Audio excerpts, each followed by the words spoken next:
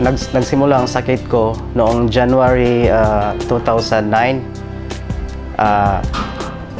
Isang gabi, biglang sumakit ang aking tiyan, napakasakit. Hindi ako makagalaw, hindi ako lakad, hindi ako makakain, hindi ako makainom. So hirap talaga ako, napakasakit, parang kinurot yung bituka ko. So kinabukasan, nag-decide ako na magpa-check up agad sa doktor. So pagdating ko sa doktor, sabi niya sa akin, kailangan ko raw na mag-ultrasound. So binigyan niya lang ako ng pain reliever.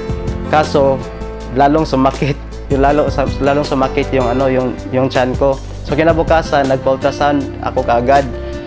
So ang resulta lumabas na mayroon pala akong 1.6 cm na kidney stone. Pagkatapos noon, binigay ko ang resulta sa doktor. Binalik ko ang resulta. Sabi ng doktor, kailangan ko daw na magpa-opera. Kaso walang laser dito sa Tagbilaran. So kailangan pumunta sa Cebu.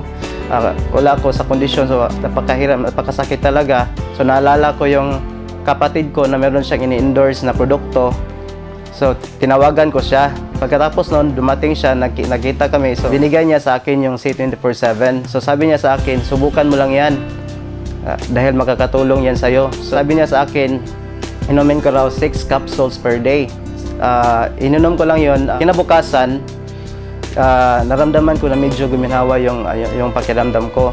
So makakain ako, makagalaw na ako. So pinagpatuloy ko lang yung pag-inom hanggang sa dumating ang 5 araw. So after 5 days, napansin ko na wala na talaga akong nararamdaman. So nag-decide ako na magpa-ultrasound ulit.